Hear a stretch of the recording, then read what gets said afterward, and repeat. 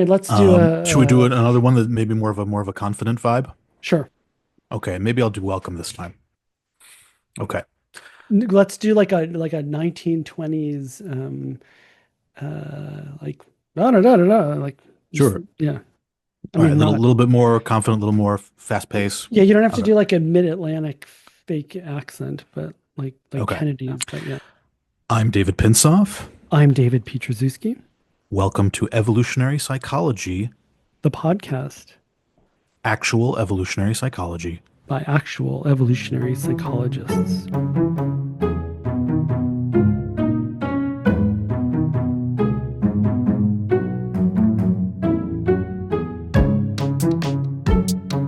Hey David.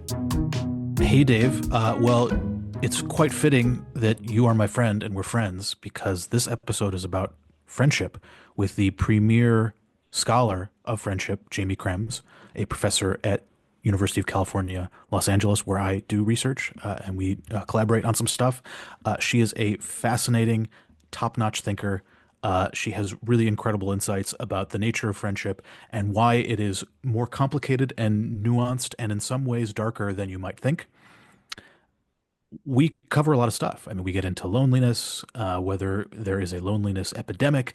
We get into the so-called Dunbar number, whether there is a maximum limit to the number of people we can keep in our heads.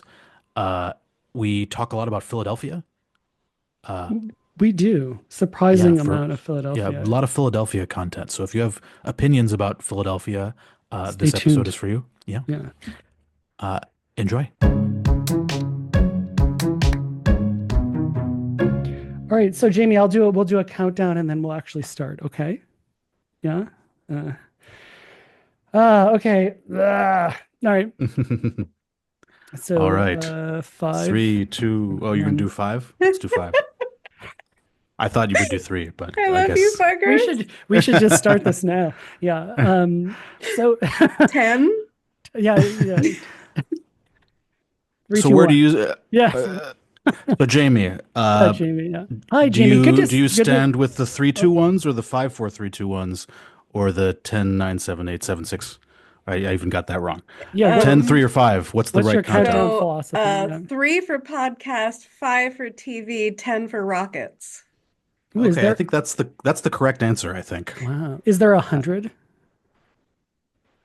Ooh, Maybe if you're in a James Bond movie and the bomb is about to go off, you'd start from 100. building demolition. Oh, Yeah. That you Yeah. want to give people a lot of time to get out of there. Yeah, for that the sure. Sholey paper. That's what that makes me think of, the omission effect. Ah, Yeah. okay. Maybe we can get Yes. into that. Yeah. Dr. Jaimie Krems, it's good to see you. Thank you for having me. It's good to see you guys. Professor at UCLA. Yes. Yeah. You study friendship, and we're gonna talk about that, hopefully, or not. Uh, we're gonna talk about EvPsych and how you got interested in it. But there's one question that is extremely important, probably more important than all of those things to discuss, which is, what is your opinion about the city of Philadelphia?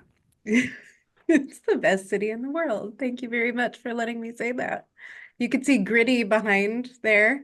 And if I were to pan this way, there's Gritty and, in fact, the world's greatest mascot, the Philadelphia Fanatic, who is from the Galapagos, which is a place that is critical to our field of study. So there you Hmm. go.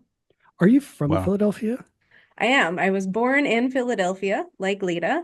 I grew up mostly in Bucks County, like Alex Shaw, Mike Gervin, I think Joe Henrik, Hmm. and Annie's, from nearby, basically. So yeah, You there's just something gave in the us a huge water. list of guests that we'll have Wow. to have on. It's an incubator of great minds. There's something in the water. It's a weird place full of terribly literate belligerents. Hmm. I imagine that was what like the early days of the Republic were like literate belligerents. Yeah, it still feels like that. Hmm. And it actually reminds me a lot of your work, Dave, because the people have commented on this when they've come to conferences. The place feels like its own team. So if you're in Philly, you're on the team. It doesn't matter your color, creed, SES, ecology, race, political view. There are people with opposing views sitting next to each other, at the stadium or at the bar watching the game together. If you're on the team, you're on the team. So team supersedes race, class, gender, sexual orientation, the whole enchilada. Team is above all. Everything. Yeah, Okay. if you're on Team Philly, you're on Team Philly. And if you're on Team Dallas or you're a Giants fan, you're gonna get hurt. Interesting. It was a kind of a joke question, but actually, is that why you love Philly?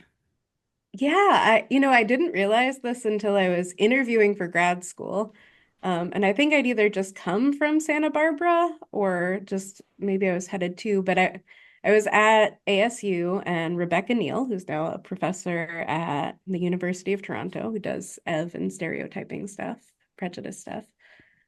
She and I were chatting for a while, and she's like, "You really love teams. You have such a coalitional psychology." It's like, yeah, I never realized that, but I love teams. I love Aaron Sorkin. I love The Mm. West Wing. I love smart people working together and arguing and pranking each other to get to the truth and disagreeing, but getting there. And I think that's probably why I love our academic community so much. It's the closest thing I found to that. Mm. Wow. We're the West Wing of social science. We That's pretty really cool. are. Yeah. Yeah, This is a sit and I talk think it's true. instead of a walk and talk. Yes, yeah. Our banter isn't as good and carefully written as West Wing banter, but we're working on it. And Dave and I are Yeah, working on our give your banter. time. this is the first episode with any banter for the record, too. That's true. Yeah, it's been pretty light on the banter so Oh, far, I mean, but we're working on it. I can West Wing the hell out of this. Just say Great. the All right. word and I'll That's start quoting. Nice. David, please jump in at any point. But I'm following up on the Philly thing, which is the teams thing and Mhm. coalitional. One thing I like about you, Jaimie, is you're not coalitional in the way you just explained what coalitional means. It's not like we talked, David and I talked, I think it was last episode or the episode before, about people being really coalitional in the sense of really attacking the outgroup. Yeah. But what I like about your version of it, and when you describe what it is very much sort of we're all on the same team, right? Um, Mhm. is that something you always liked? And is that something that you felt like, or is part of what attracted you to EvPsych, the feeling of getting that? And therefore, do you feel like sometimes that's missing in real life or regular life? Oh man, it is missing in so much of real life. It is part of the reason that I love evolutionary social science and Ev in general. It does feel more like a team than, I mean, social psychology is huge, and maybe Mhm. there are sub areas that feel like that. But I haven't found one other than, the evolutionary lens. And I've had a foot in so many worlds. I mean, so my master's is in cognitive and evolutionary anthropology. Our building, ICEA, the Institute of Cognitive and Evolutionary Anthropology, was literally on the opposite side of the street from the cultural anthropology building. So that was a coalition against a coalition. Mm. It with Ev, it does feel like we are on the same team. We think alike, and we think in a way that It's better. Mm. I just got to interject. It's better. Okay, I won't we can disagree with stop the that. podcast. We can stop the episode right now Um, and on a high note. it made me feel less alone. So I was uh through a weird series of events, I came to read some Steven Pinker and Richard Dawkins, and I was like, oh my God, other people think like me. I think a lot of people who find it become acolytes for that reason, more than they learn to think that way. Mm. Mhm. Um, and So you I found don't it know as another. it was echoing intuitions and ways of thinking that were already in you rather than, giving you a new perspective that you hadn't considered before. Yeah, I mean, I was certainly an idiot when I started out. I didn't know Yeah. anything. It reflected how I thought about the world, and it was the most satisfying level of why explanation that I found.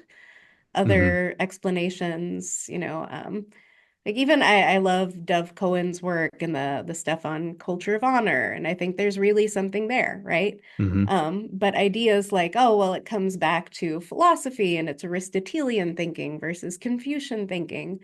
To me, that is not a satisfying explanation. That doesn't, if I were a 2-year-old or a Mm. whatever age, you guys know this, whatever age where they keep asking why, if I were that age child, that would not stop me asking why. I wouldn't be satisfied yet. You'd be up Yeah. for another hour. Yeah, you want to hit explanatory bedrock. I mean, that's one of the things I love about Tubi and Cosmides. I remember someone joking that every Tubi and Cosmides paper starts with the Big Bang and then gets to the the topic at hand. They have a wonderful paper.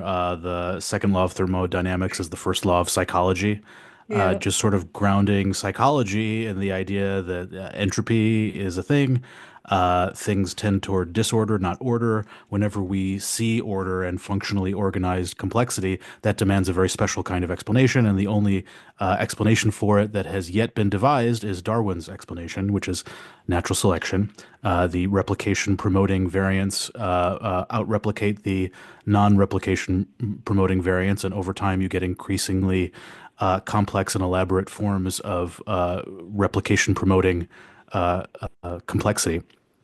I think I just repeated the word complexity twice. You should have been there to mock me for that because we got to work on our I'm banter. Yeah. I'm trying to figure out okay, so I think, there's that quote that nothing in biology makes sense Yeah. except in the light of evolution, but there's a quote at the foot of the Darwin statue in the London Natural History Museum.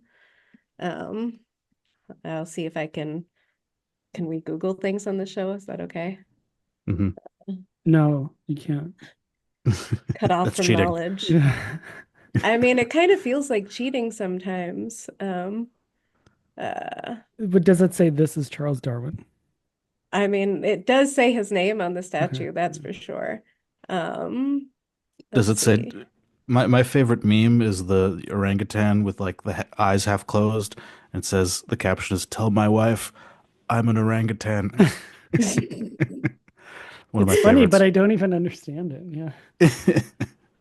Uh, yeah, it's funny on many different levels, but Yeah. is does it just say "Tell my wife I'm Charles Darwin"? No, it doesn't. And maybe I'm confusing it with the quote in the Pitt Rivers Museum in Oxford, but it's oh man, I had it on my Facebook when I had a Facebook. It doesn't matter. It's just, the way to illuminate men's minds is Mm. this, thinking this way. And Yes. I think that's true. And I think uh, it's great to be on a team that also thinks that way. And sometimes when our team does well, we can convince other people to entertain, if not accept our explanations as well. Join the team. Yeah. So, so so it seems like you got on board to the team through, popularizations like Pinker and Dawkins. Is that accurate? Because that's sort of how I got there as well. Yeah, so I was working in music in Philadelphia after I Uh-huh. went to college. Yeah. I was a classics and Near Eastern archaeology major, Hmm. and I was an incredible hipster. And there was this guy in a band, who, if you remember the treadmill video on YouTube, that band OK Go, I think they won a Grammy for that video. It was like the first big YouTube video of a band. And I still have this piece of paper, and he wrote down all of these things that I should read. And it includes some of those books, and um, I probably read them and did some other things in a way that David Buss could explain really well. And so yeah, I read those books, and I didn't realize that it would actually change my life, and I would find my people, and I found my people.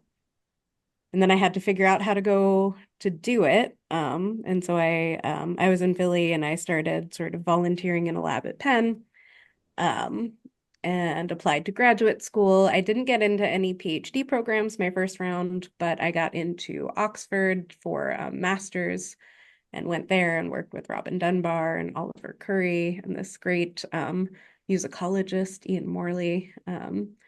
Dunbar, the Dunbar of the Dunbar number. The great Robin Dunbar is what I Yes. would consider my second of four dads in Yeah. the evolutionary world. Or the Dunbar Yes. Circle. I forget what I feel The like no, one of Dunbar's his number. Yeah, Dunbar's number. Yeah, I feel like that's made it into the popular culture as it like a meme. has. Yeah. There's Just for those who don't know, the Dunbar number is the number of slots in your, I don't know, how would you describe it? Like the maximum capacity of your social network. It's like 150, something like that. Yeah. Yeah, so 150 seems to be, I mean, I think he used to describe it as sort of a cognitive constraint, but he would say your social network, sort of defined as the number of people that if you saw them in an airport, you'd feel comfortable sitting down and talking to them, was about Hmm. 150. And he Hmm. found, when people sent Christmas cards, their network was about 150. Hmm. Different army battalions or groupings ended up being about 150. Anabaptist communities split off around 150. This number kept appearing and appearing and appearing. Hmm. And in his mind, it was linked to brain size and group size and across different primates. But yeah, I think it is in popular culture. A lot of people in the tech world know Dunbar's number. Hmm. Um, and it even made it into, I read a lot of fiction, and there's a book called The Midnight Library by Haig, I think it is. Hmm. And they mention Robin Dunbar in it. And I'm like, holy shit. Oh, holy Cool. moly. He made it You can into swear, Jaimie. It's fiction. fine. You can Thank swear. you. Yeah. You did mention Philadelphia, and they do go hand in hand. Yeah. Yeah, I mean, it is kind of an intoxicating idea that there's this number that keeps recurring in places where you wouldn't expect it to recur. Are you aware of like whether it holds up now, like whether how it's done, in the wake of the replication crisis, if it's still pretty solid? There's been some back and forth on it. I would not be surprised if it holds up in many ways. I do Hmm. kind of think that there are these, I don't know, strange attractory ideas like fractals. So when you're flying in Yeah. a plane, the mountain ridges look like, they're fractals, and the rivers are fractals, and the veins and leaves, and in our bodies, there's something, there's, Hmm. some sweet spot of efficiency. Hmm. And maybe for many people's brains, for most of human history, it's been that. I could believe it. As for Yeah. the latest, I don't think I know, but I do know there's been some back and forth lately. Yeah. Got it. So, if I remember correctly, the Dunbar number was derived just by like looking at a graph of brain size and group size and Mm-hmm. just putting all the dots, this is just across a number of different species, and just drawing a line through the dots to get and just extrapolating from that graph to, if humans are on this graph, based on the line, their Yep. predicted group size based on their brain size is 150. Yeah, exactly. You had the brain size on the x-axis across the bottom, and on the Yeah. y-axis you had group size. And he plotted all of the different primate brain sizes and group sizes, drew that line. Exactly what you're saying. You should expect humans to be 150. You should also expect the Neanderthals, they had larger brains, so they should have Hmm. had larger groups. Interesting. And so one of the ways that I think he and his group were dealing with that, including a woman named Ellie Pierce, was trying to understand why. And the last that I remember was that the occipital lobe of Neanderthals was particularly large, or the indentation, I guess, would have been. And what they were thinking is that they evolved particularly at certain latitudes where they would have needed a larger brain size because of something with the light. I'm not really remembering, but they had to dedicate that size not to social brain regions, but to other mechanics, basically. Got it. So they would Yeah. be an outlier on that graph, presumably. Yeah, I love when exceptions can help you prove the rule. And so I remember that one, sort of like when Doug Kenrick and Rich Keefe talked about, I think the either the Poro or the Tiwi, or one of those societies where the young men end up with much older women, which is against the Hmm. evolutionarily derived prediction, and it's because the young men have no status and they have to marry the widows. It's not Hmm. because it's what they want. And so, yeah, when the exception proves the rule, it's fun. Cool. So he's also a proponent of an increasingly popular idea known as the social brain hypothesis or the social brain theory. And as far as I'm aware, it's been gaining increasing prominence. So this idea is that humans don't have huge brains to help them uh, solve problems and think rationally and make tools, which is sort of the prevailing view. The reason why we have these huge noggins is so we can get inside each other's heads and get inside each other's heads, getting inside of our heads and think through many layers of social complexity and recursive mentalizing of I'm trying to predict what you're thinking, I'm thinking, you're thinking, and navigating the political landscape, forming alliances, maybe secretly flouting social norms in a way that you can get away with. These kinds of social challenges are really the main selection pressure driving brain expansion. And if you think about it intuitively, like what do you devote most of your brain power to? You don't devote it to like auto parts or like, furniture repair. You devote it to thinking about people and people related stuff and how you're going to deal with these people and get them to respect you or give you what you want or patch things up.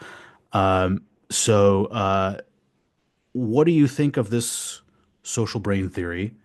Do we need a paradigm shift in how we think about the evolution of the human brain? I mean, I think a lot of people would buy this theory, whether or not they call it the social brain hypothesis, whether or not they subscribe to all of the potential tenets and related hypotheses. Hmm. We are actually, so the same way that Tooby and Cosmides started a lot of papers with the Big Bang, you guys might Hmm. remember in like the 2010s, almost all HBS talks and posters started with, well, humans are ultra social, Mm. right? Hmm. Yes. Um, and I think we all have bought that so hook, line, and sinker at this point, and we all agree on it so much that I don't even hear that sentence anymore. Yeah. So Yeah. I think we're moving past that and we buy it. Yeah. Yeah. I mean, it seems to me that like a lot of topics that were once considered a purely cognitive or rational part of the mind are now being reconsidered as a social adaptation. So it used to be that Mm, reasoning was sort of seen as this solitary rational practice that you'd work through these syllogisms of if P then yeah. Q. And then, Hugo Mercier and Dan Sperber come along and say, well, no, reasoning is a social tool. It's for justifying and making excuses to other members of your social group and for trying to win arguments and get them to do what you want. And really, it's much more insightful to view reasoning as a social tool rather than an instrument of solitary rationality. I'm trying to think of other examples. I think episodic memory had a paper. Mm, There's a paper in BBS showing that like a lot of a phenomenon, episodic memory, is biased by social goals. It has social functions. There's a paper by Klein and Tooby and Cosmides basically arguing that the reason we have episodic memory as distinct from semantic memory is that it allows us to reconsider all of the social interactions we've had with a person in light of new information. mm, So if you prove to be untrustworthy or a liar, I can reflect on all of the past experiences I might have had with you and reinterpret them in light of this novel information in a way that I couldn't with semantic memory because it's just a list of facts as opposed to a list of raw experiences. So I think that this is a good direction to go. I think we should continue going in this direction. So I have a blog post arguing that what we find interesting is not really driven by what is practically useful to us, but mm. but what is socially useful to us. That what helps us, signal our membership in various groups and show off how smart we are. Those kinds of social goals are driving our curiosity and what we read and what we click on way more than any kind of practical utility. So I yeah, I love don't know if that. I, yeah, I don't know if I have a question. Do you know Eshin Jolly's work? He's new at UC San Diego. He's a social neuroscientist in the sort of Carolyn Parkinson vein. And both of them are doing incredible work that would would go really nicely with what you're saying. But one of Eshin's cool findings is that the way that you remember people is basically through relationships. Mm. All of these components that we think are for, this lonely Rodin statue thinking really Mhm. probably are for navigating the social world. And the social world is way more complex than we've bothered to think it is. So it's not Yeah. a person thinking alone. The Rodin Museum is also in Philadelphia on the Parkway, by the way. Mm. It's not even just, one-on-one. It is people embedded in these interconnected networks that are interesting, exactly, and terrifying sometimes. And probably the best way to get anything you want is through those people and anything you need. Mhm. Mm. Jaimie, we're going through your travels, so you discover you're in Oxford Mhm. in your master's. Did you did you want to be in social psychology? Did you want to be in psychology? Were you toying with anthropology? How did you get to? Oh, yeah. All right. So my honest answer is that I wanted to do evolutionary social science, and I did not care whether I was in anthropology or psychology because I think that our remits are the same. Hmm. We're trying to figure out human nature. Um, Practically, that comes up against some issues, which is that I didn't know this at the time, but there are fewer jobs in anthropology. I didn't know this at the time, but if you want to get a job in psychology, it's probably easier to be a social psychologist who leverages evolutionary tools than it is to be an evolutionary psychologist, particularly in the United States. And Mhm. practically, if you want to be an anthropologist, probably at some point you're going to go into the field, and like a motel is the field for me. I am a Hmm. city mouse. I am a Persian cat that needs a velvet pillow. I am that. And so fighting a jaguar, that could be kind of cool. Having to put my shoes like on a branch so that a dangerous person killing centipede doesn't get in them is not for me. Yeah. So that's my honest answer that I've Yeah. probably never said out loud before. So how No, did you end? Oh, sorry, yeah, David, go I had a ahead. similar experience. I was debating whether to go into anthropology or psychology, and I remember asking Dan Fessler about it. And like, so this field work thing, like that's kind of optional, right? I can be an anthropologist and not have to like go to a place without air conditioning and with, man-eating spiders. He's like, oh no, it's very important. It's crucial. We take field work very seriously, and you can't graduate without doing really extensive field work. Sometimes stay there for months or a year. I'm like, okay, no, thank you. Yeah. And then I love talking to I mean we will have some like human behavioral ecologists or like field anthropologists on, and I dearly love them. But then whenever more than like two or three of them get together, they'll like exchange their field stories of like the communicable or flesh-eating diseases that like compare their scars, right? And or the story of the person on the path that thought about killing them and they convinced them not to because they knew them from when they were a child, which is a true story from an anthropologist I heard from. So, Is yeah, this Kim I, Hill or it was John Patton actually. I, oh, I I love John remember Patton. Chris Smith, who does research with the Hadza in Tanzania, I think is where they are. And he was staying in a tent and he was having horrible diarrhea. And Hi, he Chris. had in the middle of the night. Yes. Oh, maybe I shouldn't be divulging this. Sorry. We'll have Chris on, and We'll you'll have have Chris to on. tell him an important story about yourself, and Chris can It. decide whether or not. Yeah, that's true. Yeah. Yeah, we're all a family. It's fine. We're all. Hi, It's Chris. okay. Hi, Chris. Yeah. So this story stuck in my head because it strikes me as the most horrifying possible. So he's out in the middle of the night at like 3 in the morning because he's having diarrhea, and you can't poop in the camp, Hmm. because there are taboos around that. So you have to go wander away from camp in order to poop. And he's wandering out having horrible diarrhea away from the camp, and he hears lions, literal lions roaring, and he has to debate whether he's going to go out and outside of camp away from other people where there are lions roaring, and it was like an emergency, and he has to Poop or die. poop or die. He ultimately chose poop, and he survived, thankfully. But that's not the kind of decision that I want to ever have to make. So we're still at Oxford, and you get us to ASU. To several programs. I think Marty would be fine with me saying this because Marty Hazelton is here at UCLA in communication. I applied to work with Marty, and she turned me down.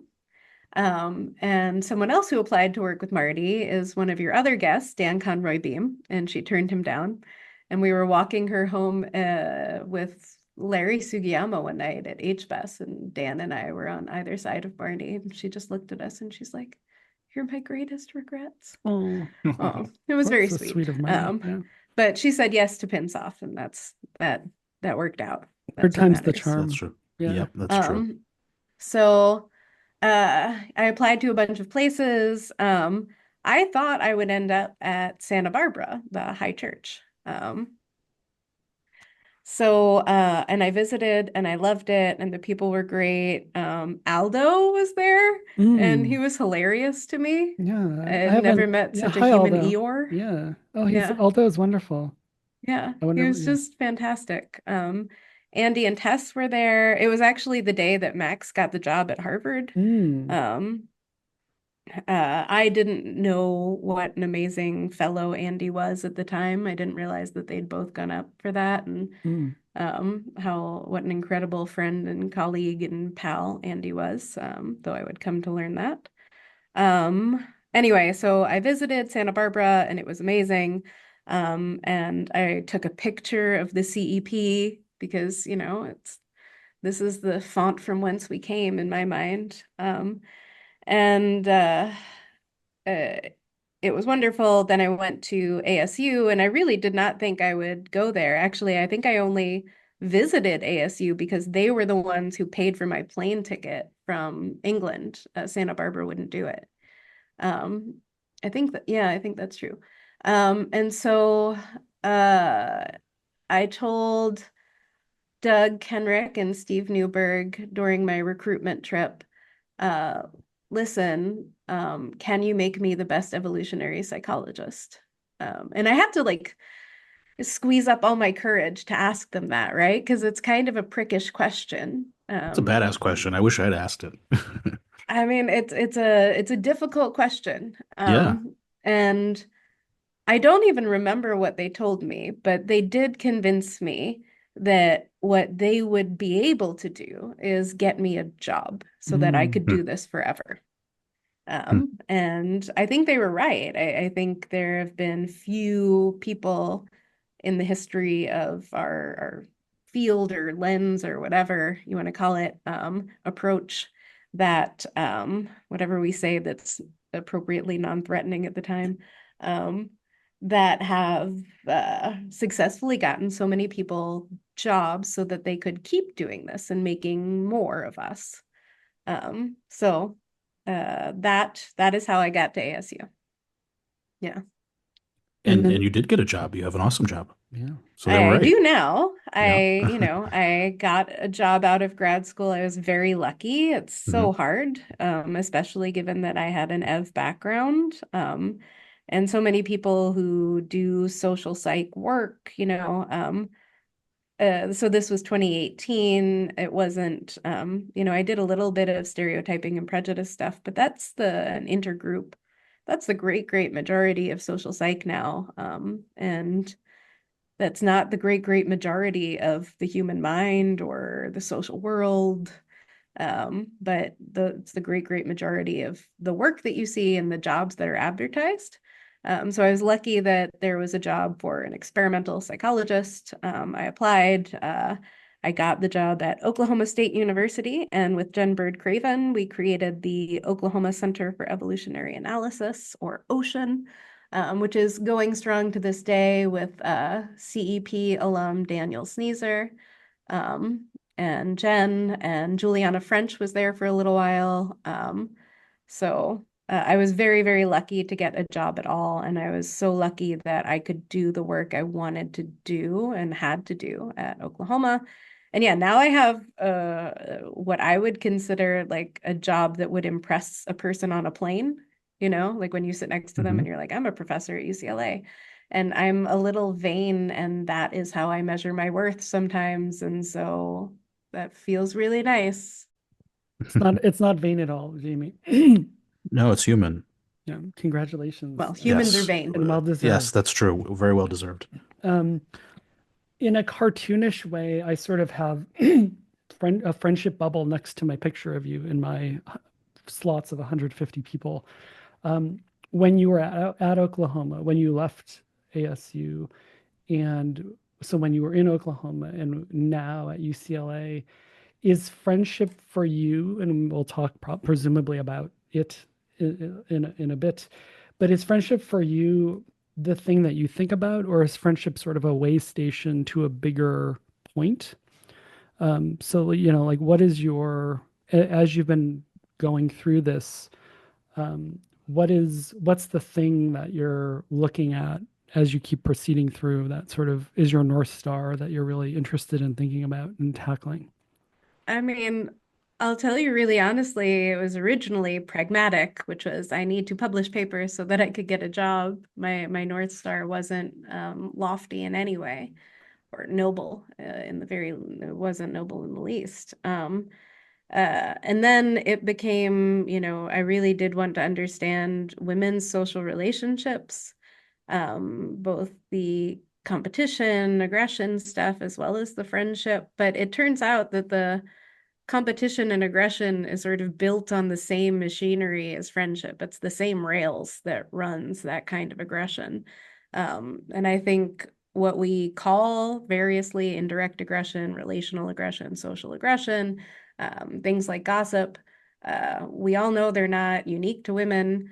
What I think we don't realize enough is that um, it's just a different name for friendship and alliance competition. We don't talk about friendship competition. I think we largely pretend that it doesn't exist, or we'd like to think that we never compete for friends or friends' affections, but we Which is do. itself a tactic in the competition. I Yes, would it add. is. We don't do Yes. that. No, okay. Yes. Romantic No. partners, sure, people do that, but we don't compete for friends. I never try and No. make my No. one friend like me better than they like their other friend Yeah. by talking shit. No, but of course we do. Hmm. And it's really hard to understand friendship without understanding that sort of grimy bit of it too. So in any case, I started thinking about women's sociality that became a lot about friendship. That's the machinery, those are the rails, like I was saying. And so, yeah, I mean, one of my goals would be that at the end of my career, I've created enough people studying friendship, because we don't do that, who are getting us to the point where we could, if I had to build a robot to do friendship, they would be able to deploy the programs to build the robot to do friendship. Um, I think my larger goal, if I'm honest, and whatever, I have tenure, so I could just say this now. It's the way we think. It's us. I want the way that we think to pervade the social sciences. It should. If you think this way in any other area, it is a boon. I mean, even engineering, gull wing design, the design of birds' beaks. We have made better machines and tools by looking at nature because evolution has helped to create them. And if we can start thinking that way about the human mind without all of this really stupid stuff, I think we'll actually be able to give the taxpayers their money's worth and help them solve real social problems that they actually give a shit about. So yes, to that end, I would like to lift up and spread our gospel, let's say. Yeah. But yeah, I friendship. mean, you mentioned, giving the taxpayers their money's worth and solving real problems. I mean, one of the biggest problems that we have in the modern world is a lack of deep social connections with other people, Yeah. problems making friends as an adult. Yeah. we feel, I mean, there's some evidence to suggest that loneliness is on the rise, at least a little bit, at least in the United States. We can, Mhm. quibble about, where and when this is occurring, but it seems like a lot of people are starved for social connection. And figuring out how to help them solve that problem would be a huge benefit, not merely for their well-being, but for their physical health.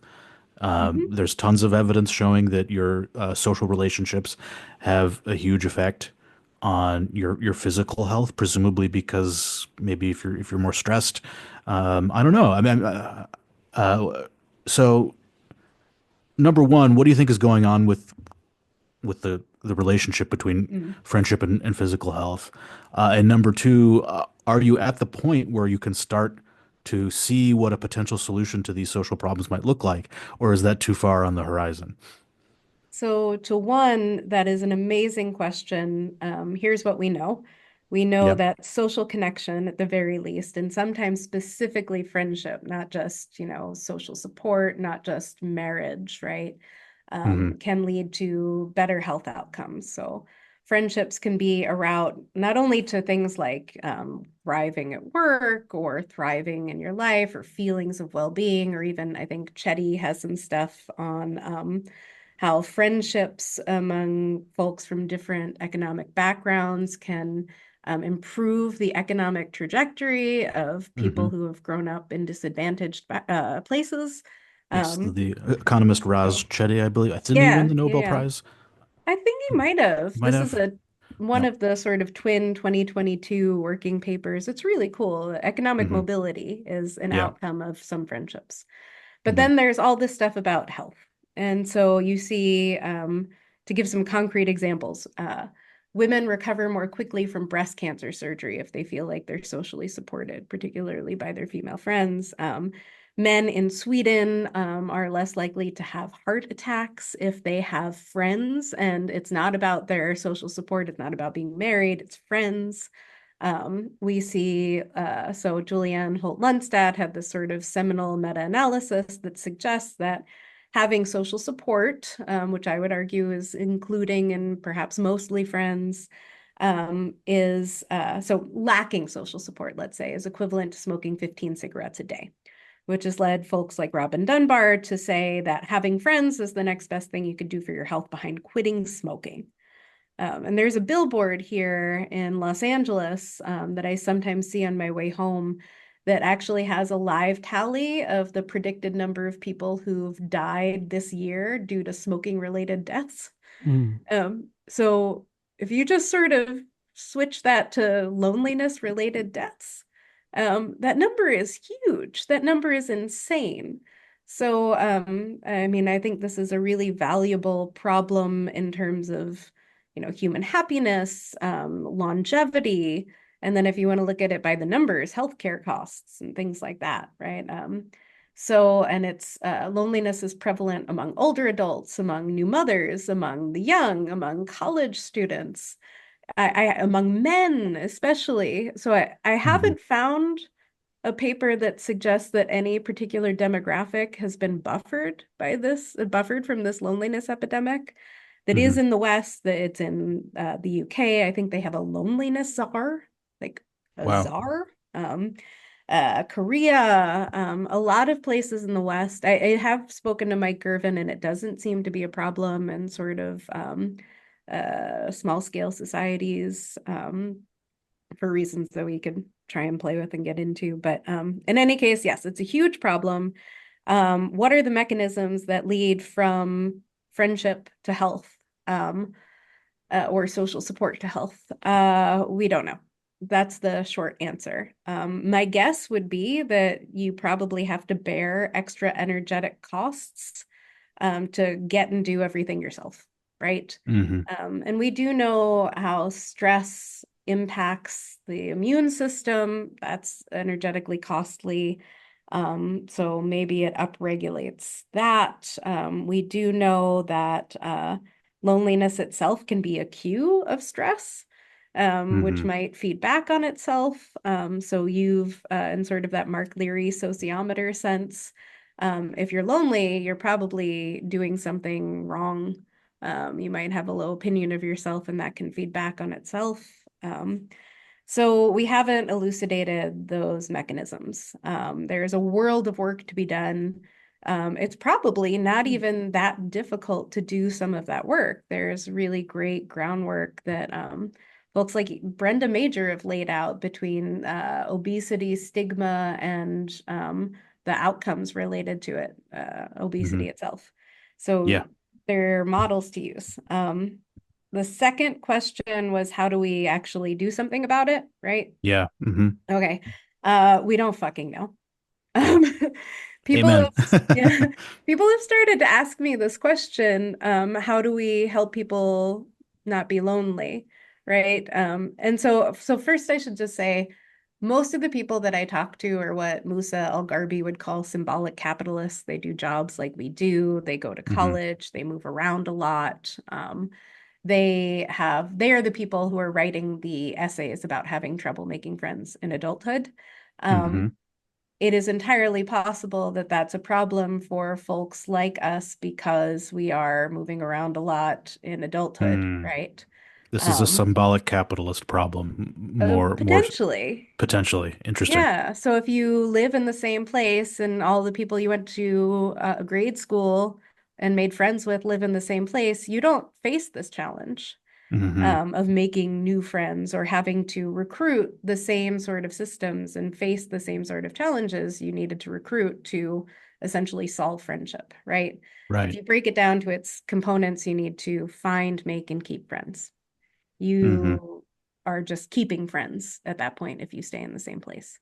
Yeah. Um, but I'm glad that people are realizing that this is a challenge. I think that's been one of the key hurdles is that most of us make friends when we're young and it doesn't feel hard. And we only realize that there's a challenge to be solved because now we're adults and it feels hard and we're professional women and we're trying to set our husbands up on play dates with other men, right? That sounds condescending and I don't mean it that way at all. I've just encountered that over and over again. So yeah, people are starting to ask me, so how do we actually solve this problem? What do the data say?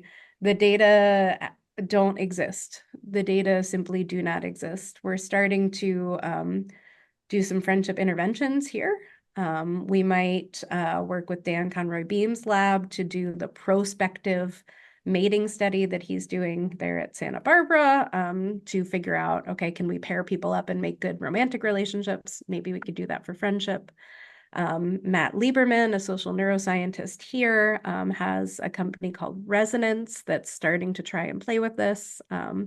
I'm working with an amazing scientist and gentleman named Victor Kaufman, and with some of my students and with his postdoc, Lisa Walsh, trying to maybe get toward what we'd call a mega study, sort of in the Liz Dunn sense of what are all of the interventions that journalists have suggested and academics to the sense that any of them have suggested anything as an intervention for actually helping people make friends in adulthood.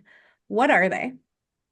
Okay, now that we know what they are, let's deploy them across countries and see what actually works. That requires massive time, money, effort, and infrastructure, and we're building that. So that's part of what I've been doing here at UCLA, part of the Center for Friendship Research, part of this Friendship Alliance thing that I've been building.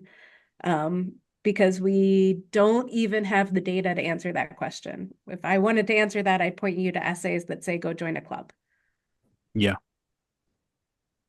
I mean, I love that answer because I feel that the premature giving of advice is all too pervasive in social science. Mm-hmm. The urge to give lessons and takeaways and glib tips, it you know it gets you status, it gets you in the door for job applications, it gets you prestige. Everyone's constantly asking you, "What do we do with this information? What do we do with this information? How can I use this to better myself or my relationships or whatever?" Every pop psychology book, oh, this has lessons for the boardroom and the bedroom. It's like we need to stop giving advice as a field. We are giving way too much advice on way too little data, and we need to shut the fuck up. Pardon my French. Would Preach. you agree with that? Amen. Yes, Yeah. 100%. We don't, especially in my area of work, we don't know what the hell we're doing. I mean, Yeah. and even when I read other people's papers, right? Dave, if I were reading some of your papers on race and coalitions, I'd be like, okay, so how do we solve racism? Sports. And to some extent, that's actually a kind of practical answer. I mean, you look at the Philadelphia Eagles or any sports team, right? And Yeah. you just don't Yes. see the Sports kinds and of things war, that you those are the see. two. Yeah. Yeah, so I mean, I wouldn't give the advice of war. Certainly it comes to mind, but if we have to, Canada's close. Too soon. Too soon? Yeah. I have a question for you, Jamie. So I was living in Germany until recently, and I've actually noticed. So in Germany, in Berlin, there's really good public transportation, Hmm. and I kind of walked everywhere. Saw a lot of people, some people who I knew in my neighborhood, a lot of people who I didn't, like on public transportation. Um, would eat out often, and because eating out was cheap because for lots of reasons, including healthcare was cheaper, so you don't have to pay the healthcare, the wait staff, whatever. You can tip like €2, and a meal is like €30 as opposed to like 80 plus tip, whatever. Um, Long-winded way of saying, since I moved back to the US, I've found myself at a baseline being lonelier. Hmm. Um, it's sort of an obvious attribution, but like, has there been work that of on sort of maybe outside of friendship per se, but just sort of the psychophysics or the sort of structural issues beyond sort of like an individual level intervention, that there's just certain things like, I mean, this is the Gervin point, right? Like if you Yeah. look at Schwarland, people aren't lonely. Presumably it's not just because they're like, seizing the day every morning. It's also a function of sort of the environment and how Yeah. the environment's structured. Am I crazy? Is this anecdata? Does this comport with sort of what you think uh, maybe part of the loneliness epidemic? What do you think about that? Yeah, I mean, I think that's absolutely true, and that must be correct.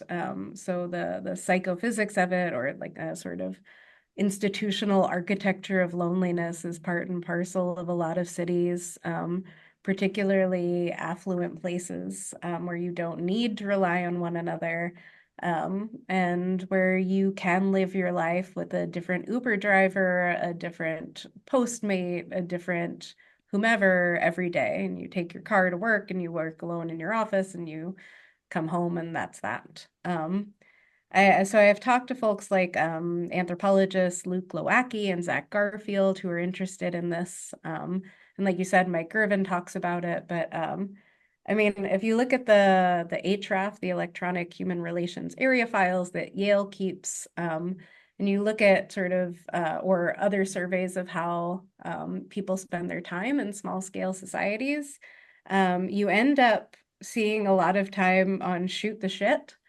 but it's time that co-occurs or overlaps with doing chores or anything else. We don't do that.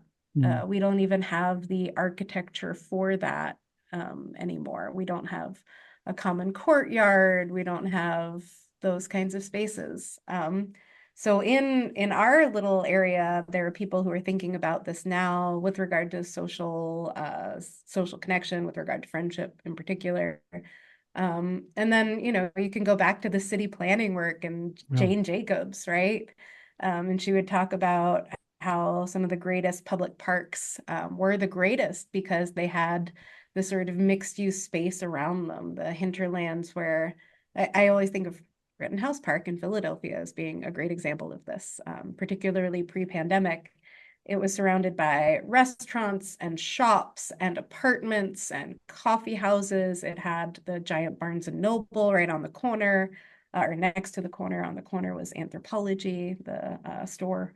Um, and what that meant was that people are always walking through the park at all of these different times. People are using it for all of these different things. You always saw people, and quite often you would see some of the same people. So her point was really just about the use of the Yeah. space, but if you are seeing some of the same people, then you can form these acquaintanceships or loose ties, things like that, that could go on to become truly supportive friendships. One of the things that I love about some of the advice is that it non-consciously takes from this, right? Like go to the gym, form a habit, join a club. We don't know. We have to say we don't know. We should be saying we don't know. But that advice at least builds on this idea of repeated interaction, right? That's like the thing without which you cannot have a relationship. Um, One of the things that this idea of sort of an architecture of loneliness misses, though, is that it's not just about the mixed use space and the time and seeing the same people. At some point, you're actually going to have time to spend on them. And so there's a fun Mm. study. It's admittedly very small. It's admittedly with undergrads by Hall out of Kansas that says it takes 200 hours to make a friend. Um, uh, Someone should absolutely do a giant version of that study. It would be very cool. Um, but in any case, yeah, one of the things that it misses is the time it takes to actually make a friend. And Hmm. that's something that a lot of us lack too. Um, Yeah. or so Pinsof, And I'm thinking just of, and the difficulty of coordinating schedules. Everyone's got all their shit going on, oh you my know, God, yeah, right? just like finding a common time is like the planets aligning, it's crazy. And that's after you solve the problem of wanting the friend. So, Yes. Yes. yeah, there are people that probably want to be your friends, right? And I'm sure this is Yeah. true for both of you, that you're just like, I'd rather not, and you see them and they want to have this conversation. And yeah, Pinsof, I'm thinking about that Curb Your Enthusiasm episode where he always talks to the guy on his way into the golf club. Hmm. And it's just this like rigmarole of a conversation he doesn't want to have. He just wants to go and play golf with his real friends. Hmm. He has enough friends. He's good. And so when the next guy comes, he never rolls down the window like to start the conversation. He just doesn't even go there. Um, but yeah, anyway, so you have to find the friends that you want and then actually make time for them while they're doing the same for you, because you're not just picking friends like a claw game. You're trying to Yes. pick somebody who picks you back. So, Yes. I mean, do you think that part of the problem of why it's so hard to make friends is precisely because we're so choosy about our friends? Uh, oh, that's really or interesting. and I mean, what feeds into this is being eager to make friends with someone. We all sometimes take as a cue that you're kind of low status and cringe, that like you must not have a lot of friends, so you must be kind of a loser. And if you're eager to be my friend, then you must be kind of a loser. And so we get caught in this feedback loop where none of us have friends, but in order to try to get a friend, you have to look eager to make friends, which makes you look like an unappealing friend. Could that be going on? I don't know. Yeah, so I think that's probably part of it. I would guess Yeah. that's a mistaken. So that is a perception, I believe. I have anecdata, and I think we have some preliminary data from an honors project we're doing on. So there's a lot of work in the romantic relationships literature on singles and Hmm. how they're stigmatized, and especially people who are voluntarily single. They feel good on their own. People are like, what's wrong with those nutters? Hmm. And we're trying to do a similar line of work, just understanding basic person perception stuff about what we'd call friend singles, right? So Hmm. people who don't have friends. And then Yeah. we could split that further into people who want friends and don't have them, and people who don't want friends and don't have them, the sort of lone wolf kind of folks. Hmm. Yeah. Um, and I would guess that there is a negative perception of people who don't have friends compared to people who do have friends. And Hmm. a cue of not having friends is wanting friends. And Yeah. so, yes, exactly what you're saying would likely be true. If this person wants to be my friend, what's wrong with them that they don't already have friends? Yeah. It's what is that? I don't want to be a member of any club that would have me. Who is that? Yes. Groucho Marx? That sounds about right. Yeah. Yeah, something like that. Yeah. So we have to somehow make friends without making it look like we want to make friends. That Yeah, sounds we really just want to hard. hang out. I mean, grad Yeah. school was great for this. You're all in a room together, hanging out. You're forced to be next to each other. You're in a foxhole, essentially, fighting for the one job out of 500 that might possibly, you know. But yeah, you can't artificially put people in stressful situations next to people that have the same interests as them for years, day in and Hmm. day out. But that would probably be a good way to make friends. Yeah, I suspect another part of why it's so hard to make friends, or at least part of the anxiety about it, is that in order to be friends with someone, you sort of have to equivalently like each other. And Mm. that Yeah. itself is a really hard coordination problem to solve because you don't want to be in a relationship where you like the person way more than they like you, right? And oftentimes, Mm. like we find ourselves in these relationships where we're liked more, where the person likes us more than we like them, and we're often reluctant to signal that to them because that could. Sorry, do you hear that? My daughter's crying. Oh. No, okay, good. I'm Mm. glad you don't hear it. So we don't want to. So if I secretly don't like someone as much as they like me, or if I don't like them at all, like we're very reluctant to let them know. Like, so it's Yeah. really hard to actually figure out whether someone likes you as much as you like them because if they didn't, they wouldn't tell you, right? Yes. And That's the so there's other this, side of it. Yeah. They're yeah, not going and to tell so you that they don't like you. Yeah. yeah, there's just yeah, there's tremendous uncertainty, and So there's really no way around that uncertainty. it's the same thing as in romantic relationships. So let's just think of it Yes, as a yeah, dyadic kind of thing, but you have hmm, to calibrate, right? So yeah, I like you a 3 and you like me a 4. So maybe I go up to 4 if I want to because you showed 4. But hmm, if I like you a 3 and you like me an 8, I'm like, oh, this is a little uncomfortable. I don't know yeah, here. And I yeah, can't, like, it does not behoove me to tell you that I like you yeah, a 3 when you like me an 8. Because if you like yeah, me that much, you're going to take my side over more people. You're going to Mm. prioritize my needs over more people. So it's yes, great for me if you think that I think you're my best friend, even though I yeah. think that you're a wanker, right? And it could be Or a bad for person that you. uses wanker, who are And it could be necessarily bad for you if the wankers in truth their came paradigm. out, because if you told the person that you were a 3, that could end the relationship and they could become your Exactly. Yeah. enemy. They could become Yeah. actually hostile to you and do things to damage your reputation. They could become an enemy. Yeah, so And you, you want these people to like you, yeah. and you have to put out a lot of energy. Well, if you're me, you have to put a lot of energy out in order to like be likable, right? Hmm. Yeah. Um, that's That's not true, Jamie. exhausting. That's not true, Jamie. You're very likable. Well, with you guys, it's not work. But We also there's another thing too, which is that I mean the romantic thing is sort of analogous, but it's even worse for friendship than the romantic thing because presumably the romantic thing, at least there's sort of some notion of like standard. This is hmm the most like non-sexual way to put the idea of sexuality, but it's almost like a canalization of like possibility space, right? So Yeah. Yeah. sort of like There's yeah, there's like no okay, first base, second yeah, base, or no, third base exactly. for Yeah. friendship. So Yeah. exactly. So Right? there's even the additional Yeah. problem of sort of like we are going to slowly like escalate the relationship. And that's an additional complication of a friendship. Like there's no like, oh yeah, Yes. having sex, having a family, like, getting married. It's like a friendship, there's no delineation of that. And so if you start early, and there's minimal friendship cues, that's hiding a latent ideal, but neither person knows the other person well enough, maybe, or maybe they do, and then it's easier to coordinate. But that's an additional complication of sort of we don't even know what the What other common wants or even knowledge what and we yeah. want because we don't know the other person well enough. So it's really Yeah. complicated. Yeah. No, it's a coordination problem, a common knowledge problem, a Hmm. liking problem, a timing problem.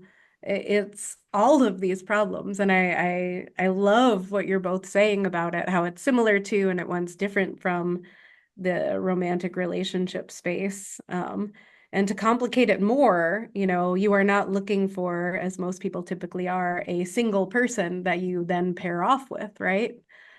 You have to navigate multiple friendships at any one time, and maybe you have a best work friend and a best friend from high school and another best friend from this other situation. So okay, I'm gonna ask you all a question now. Is that okay? Please. I'm going to put it in the most crass way possible. But out of curiosity, Pinsof, going back to what you said, what is the hand down the pants of friendship to you all? Yeah, Like, what is what's the friendship? BJ? Yeah, I don't know. I mean, like, when are you friends? I have no idea. I honestly have no idea. I think that's part of that's why making friends is so hard. At Yeah. least with romantic relationships, we have, a shared background understanding of like what it means to progress in a relationship, the stages, you got the bases, you got, Mhm. marriage, you got, kids. We have And all you of have these the stages. rules too. You You have have the all of rules. this meta literature about how to navigate the bases and the stages. Yep, you got the first kiss and then you got, but we have none of that for friendship. Like I don't even know where to begin. Like I don't know, do you have any intuitions about what the equivalent would be I mean, of I like the would first kiss or something like suspect that? you have made plans to hang out with one another on your own without the whatever structure in which you met. Hmm. So Mm. you met each other and then you go forth and have a coffee date or something. Hmm. So my best friend, uh, who is Keela Williams, a professor of psychology at Hamilton College. Also, I think she's taught the first class on friendship that I know of at the college level, period. That's Um, insane. it is insane, right? We have to circle back to that. Why is friendship? Yeah, we'll circle Shafted. back. Yeah, exactly. So, and it was people love that class. I'm gonna zoom into it at 5:15 a.m. in a couple weeks. Because I love that class. I love the idea of that class. So uh I for the first year that we knew each other, I thought she hated me. It turns out that's her face. You know her, and I think you find it funny because you know her. Resting Um, bitch face, I believe, is the term. it's one of them, man. Yeah. And so but we bonded over Val Kilmer. In any movie that Val Kilmer is in, with the exception of Heat, you should want to be Val Kilmer. So if I am romantically dating you and you tell me that you want to be Maverick, that is the end. That is it. Like, you want to be a short foot to that guy? Absolutely not. No. Um, but Iceman, that's the right answer. I mean, you could also Viper is cool and whatever. Anyway, Doc Holliday, who by the way went to Penn for dentistry, so um, you should want to be him. I'm here, Huckleberry. That's come on, like yeah, you ain't no Hmm. Daisy at all. Hmm. Real genius, which is what I thought academia would be a little bit as well. I thought it would be the West Wing crossed with the movie Real Genius, where they blow up the guy's house with popcorn and lasers. And anyway, it doesn't hold up. Val Kilmer. Anyway, so we bonded over Val Kilmer, and we were in some room on campus at ASU, just the two of us talking about work. We were talking about ideas. And we started sort of bearing the neck a little bit in terms of sharing secrets and ideas, or evaluative concepts and ideas about other people. I Hmm. told her something was very private about my partner at the time, not in a sexual That's like way. third base. That's like Yeah, divulging sensitive information. That's like hand down the pants, right? it really might be. And Yeah. I think those are sort of like entrees. So people talk about bids for attention in romantic relationships. Hmm. I think sharing sensitive information is a bit of a baring of the neck or a showing of the stomach. It's social play, but it can have really serious consequences in a way that just, some play might not. So anyway, that to me is, I remember that moment. I remember that as when we became friends. Hmm. Whereas with some other friends, like if folks you've had Dan Conroy Beam on your show, he and I can't even remember when we met. Mm. The first time I really remember talking to him is an HBS. I sat down next to him and I congratulated him on a BBS paper, which by the way, he did not have. And we just started talking and we became friends. And I don't know. I don't know. I don't know when I met Eric Peterson. Dave, I met you at an EvPsych pre-conference, I think, and Rob Kurzban introduced us. You and Annie were there, and maybe it was, I don't know, 2014, 2015, around there. I remember that, but I don't remember meeting you. I just remember that I was going to be introduced to you, and I was Mhm. excited. Pinsof, I don't know how the hell we met, and I figured that we were friends before I moved here, and we like actually became friends. I think, and you can correct me if I'm wrong, I think we met at HBAS. It must have been true, right? Yeah, Like, where yeah, else would we have met? yeah. I Um, think I remember. Yeah, it was maybe we didn't become like good friends until you moved to LA, but I remember we were like we knew each other, at HBSs. I remember like we just complimented each other's research or something at one of the HBSs. yeah. Um, yeah. And I do think it's easier, at least for me, to become friends with other EV people because we share so many of the same ideas. Hmm. Um, First principles, maybe. I don't know. Uh, I'm much more relaxed with those folks. It could also be a particular, like, personal idiosyncratic weirdness of I always worry that I'm not nice because I'm not. But or at least it takes a lot of effort. Um, and I don't put it in unless there's reason.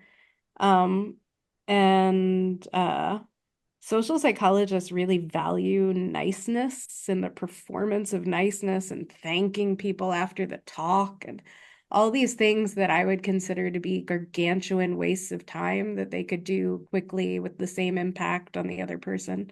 Um, so anyway, I don't feel as I worry that I'm an asshole, and I don't feel that way with you guys in our world. Not even the anthropologists. So yeah, behavioral ecologists, some of them, but Is that is I'm that is like, that kind of a throwback to Philly too? mm, I think it is. I mean, I don't think we were particularly colonized by the Dutch or anything, but we don't sugarcoat a lot. We're very straightforward, and I really appreciate that. I appreciate that in everyone I interact with, a directness and an honesty, and like there's a level of respect to that that I think you don't get with all of this, Baroque niceness, um, or the performance of. Anyway, uh, yeah, I don't know what the hell is wrong with me. I mean, I suspect another part of the friendship, loneliness crisis, whatever you want to call it, is that it really helps to have a shared thing that you're into. So we're all into Mhm. EvPsych, um, and it's really hard to be friends with someone if you don't have a shared thing. And I think what's happening with culture is that it's getting more and more divided and nichified, for lack of a better word. Like there are so many different kinds of shows and different kinds of music and different kinds of food and different Um, kinds of clothes, whatever. There's so many different subcultures. And the odds that you're going to find a friend who's into the same shit that you're into are very low. And that's a huge problem yeah. because you really need a shared thing in order to, really escalate a friendship. Yeah, there's some really cool work on shared reality that folks are doing here. Hmm. Grace Meow, this who's a communication student and social neuroscientist working with Rick Dale and Matt Lieberman. Matt Lieberman's student, Bear Goldstein, is doing this ridiculously badass study that I'll probably butcher right now, but essentially, people who are friends, and this comes from some Carolyn Parkinson's work, they have, and people who are closer in the social network and necessarily friends sometimes, right? So end up having more brain synchrony when they watch videos. So Hmm. if we all watched an episode of the Hulu show The Bear or FX show The Bear, there's one episode where Sydney and Carmi are fighting, and you could take one side or the other. Um, and as Bear describes it, he took one person's side and someone else took another person's side, and then they couldn't believe that they weren't seeing the same thing, like that dress meme that some people saw it blue and black and other people saw it white and gold. Like they Hmm. couldn't even see it. And that's what I love about the dress is that I can't even see it the other way. Um, and so then they talked about it and they changed perspectives and blah blah blah. But what he's going to try to do is actually get the sort of average of the, I'm just going to call it, because I'm not a neuroscientist, and this is going to be really clear in a second, because I'm going to call it the brain wavery Mm. of the people that are on Carmi's side versus Sydney's side. And while some of these people are actually patients undergoing brain surgery, Mm. he's going to try and activate that pattern to see if while they watch, they have to be awake during the surgery, while they watch this episode of The Bear, activating that pattern makes them more likely to take the side of one person or another. So Mm. um, basically he's going to get the average of, the Carmi side versus the Sydney side. And it's so cool. So people are doing Whoa. really, really neat work about synchrony and shared reality. And I think coming from having something in common like EvPsych, perhaps in particular EvPsych for reasons I don't quite understand, Hmm. it provides you a shared reality, provides you all of these coordination points, things in common, times you might see each other that lend themselves to creating these friendships or alliances. There was more I was going to say, but I got totally distracted by how cool that study is. That's some weird, freaky sci-fi stuff. It Um, is, right? yeah. I just, can I say, I love the idea of you're about to get brain surgery and somebody's like, we're going to have you watch a TV during your brain surgery. I just love that Yeah. idea. It's The Bear, by the way. Do you like The Bear? Have you seen it? Um, I have not, yeah. yeah, I'm sorry. Oh, I have it's really not. Yeah. good. Yeah. Oh, right. So, one of the experiments that I would love to do that you cannot do, even though this one is like, could you do that? Yes, they're going to do that. So Pinsof, to what you were saying, back when there was a shared reality, when everybody watched either like CBS or ABC or NBC, Hmm. right? Yeah. So there were common touch points. There was a shared reality there. And how cool would it be if we forced people to only have those three channels for a little while and see if people that had less choice or fewer choices in these cultural touchstones actually ended up being less lonely because they had more shared reality with other people. I think that could be a possibility. I also think that they can go on their phones and get on the internet and find, a 13-year-old SoundCloud rapper with a Xanax problem and a face tattoo that four other people have heard of, and it ruins everything. Yeah, it would be cool to see if, the rise of streaming and the decline of big cable networks is associated with changes in loneliness, to do like, time series or something like that. Um, Yeah, you'd have to but do a time series to get anything close to causality because of the massive cohort effects. But that would be really cool. Someone listening yeah, to this should do that. I mean, just anecdotally, like a lot of the reason why people are into sports is precisely for social reasons, because it's Mm. such a great way to connect with people. Mm. But the thing is, like, I hate sports, and I know that if I watch sports, I'd probably have an easier time connecting with people, but I don't want to connect with sports people. I don't know why. Maybe they're not high enough on my friendometer. I'm too picky. But yeah, I don't like sports. I find them boring. But there's another Boring or question repellent? um I don't know about repellent. Maybe Mhm. sports The sports people is what I'm sports people asking. can sometimes be repellent. Yeah. Um Not always. I don't know. I think I just find it intrinsically boring. I Yeah. think that's it. And I find boring things and boring people kind of repellent. Yeah. So that's probably tied in with it. Um I just need a lot of intellectual stimulation, and sports just doesn't get me going. But anyway, leaving aside sports, I'm curious what you think. You mentioned at the beginning that EvPsych has a weird sense of community and camaraderie that is probably absent from like social psych or Or other like large areas. Yeah. larger. Yeah, yeah, yeah. Like not one of the small sub conferences like CESP or something. Yeah. So I'm wondering if an ingredient of friendship is not merely having a shared thing or a Mm. shared group identity, but having a shared group identity that is in some way embattled. Mm. Oh, I was going to say or distinct, but embattled. That would be even more. embattled Yeah. in the minority, basically lowering the amount of outside options for people Hmm. who are in that group. Because if I am a diehard evolutionary psychologist, it's a, as we know, it's a controversial field. That's going to limit my outside options for the number of people who will be friends with me, compared to if I was in more of a mainstream field or a mainstream discipline, or if I was into sports psychology, say. Um, so maybe there's something about the perception of outside options of a minority or embattled group that increases camaraderie over and above group membership itself.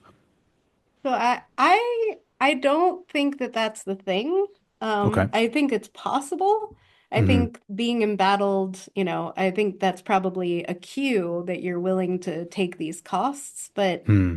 I would say, and where I thought you were going was that it's not just a shared identity, but it's a shared identity that's distinct from Hmm. maybe something larger that anyone else could hold on to. And if you Hmm. think about like oh God, like the Frankfurt School kind of stuff, or all of the sociology of popular culture on Adorno and subcultures of style and what's that, Hebdige? The that you have a style that is not only yours but sufficiently different from others is what's so Hmm. important, and that's Yeah. what cues the membership to one another. And so I could see the distinctness of it being a component, but that it is embattled means you are willing to pay a cost Mm. to engage Hmm. in That's this it. distinction. Yeah. I mean, that's an idea. I don't know. They're entry costs. Yeah, yeah, yeah. So it's Sorry, sort Interesting. I'm of like far from the mic. it's oh sorry, Jamie, go ahead. No, I said I was leaning back far from the mic. I was Oh. taking Yeah, all of this in. This is so much fun, by the way. yeah, Sorry.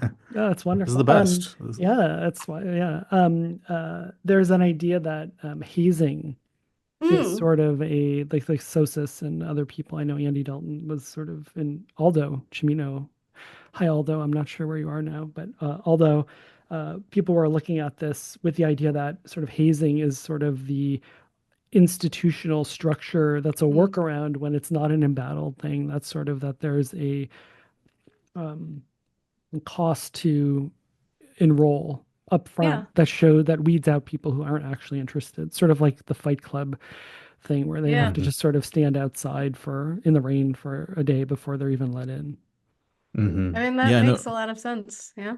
Yeah, I know Richard Sosis has some data Mm, looking at like communes and how long they're likely to last and whether they disband, and basically showing a correlation between the costliness of the rituals and the initiation rites, predicting the longevity of the group, Mm. huh. um, connecting to this idea of entry costs, sort of selecting for people who are committed to the group. It's interesting. Yeah, I wanted to. Um, That's, Oh, oh, sorry, sorry. Jamie. No, no, no. Please go. So the becoming part of a group sort of solves some of the problems we were talking about in dyadic friendship. So, Pinsof, you were mentioning about mentioning pickiness.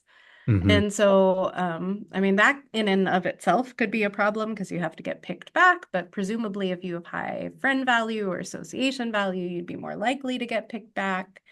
mhm, And Dan Conroy Beam and I have some work suggesting that, and maybe, but the cost of like the common knowledge and calibration.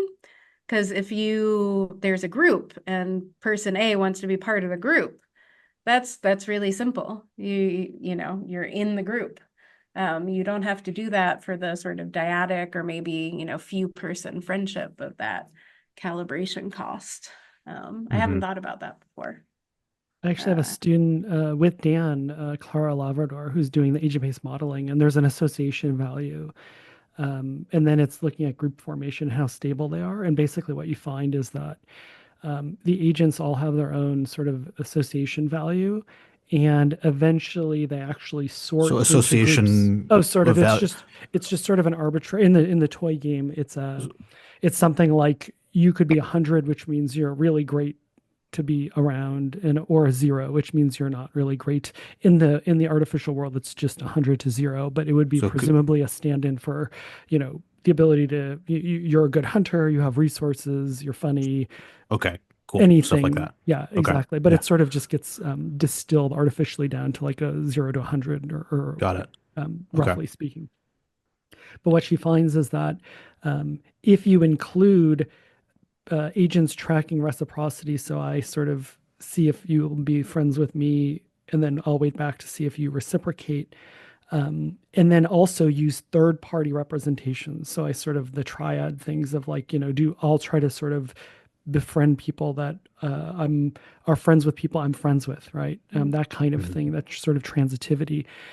If you include the reciprocity tracking and the third party or social learning, the transitivity. So I'm using, if we're already friends, I'm going to use how I see you interacting with other people as a Hmm. gauge to see whether or not I should also try those people as friends. What you end up finding is that the groups will assort by value, by Huh. association value, even though that's not programmed into the agents. If you strip Wow. Mm. out the third party representation where I don't use that transitive model and I'm just Mhm. looking at who reciprocates, you don't get it. So, Hmm. yeah, Interesting. So in the same way that like in the mating domain, the tens will pair up with the tens and the yeah, nines will pair up with the nines, you see that in the group game where the tens will form a group of tens, the cool kids, the that's right. popular kids in the cafeteria and so forth down the line. That's right. Interesting. They're especially stable when they do. There's the occasional Hmm. sort of, and some of the details are sort of a function of some of the details of implementing it, but the general principle applies. But generally, you get like stable groups of four, for example, and they're almost like carbon atoms. They're really hard to sort of break Hmm. up. But occasionally, it gets sort of like, I think where there's somebody on an edge where they're acceptable to one person in the group, but not the others. So they're kind of Mm. constantly, it's sort of a five, then a four, a group of five, then a four, a group of five, then a four. Yeah. So Interesting.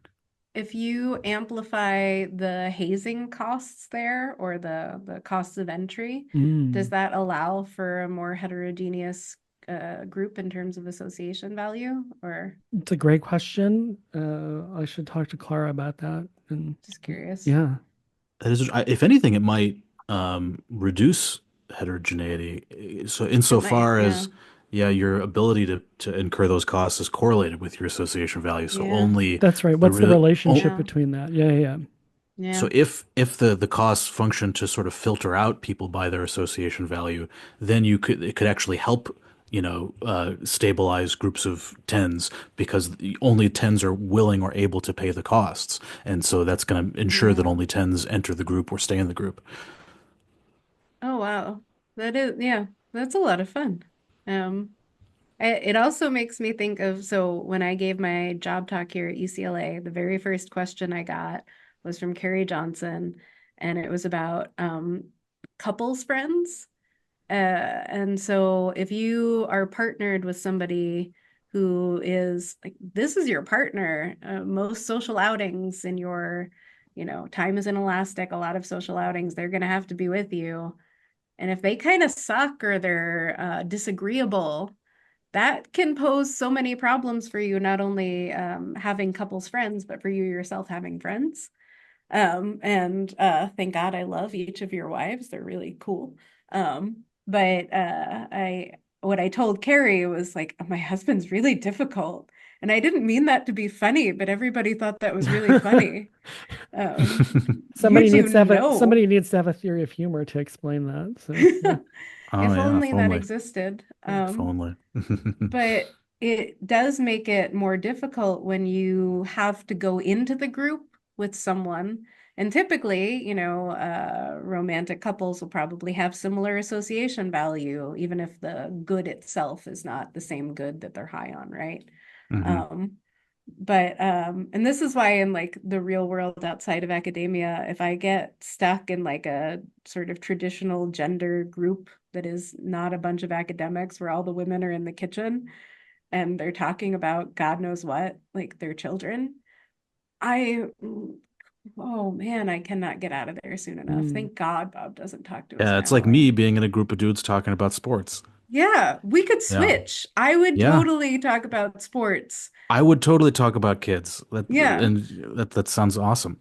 it does. It really like, let's do this. But Nice. also yeah, the people that you associate with um do really, really affect you.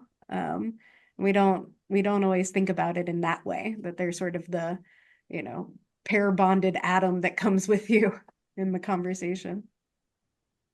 Jamie, one thing we've talked about in other episodes is sort of from an evolutionary perspective, one gets a sense of respect for the complexity and sort of fragility of Mm. human nature. Friendship, well, I was thinking when you were coming on, I was thinking about how I think about friendship or how I think about the culture thinks about friendship. And it feels like such a luxury. It sort of feels like giving somebody a hug almost, where it's sort of seen as this sort of it's a luxury that's not respected, or it's almost campy. It's sort of like, well, friendship, Yeah.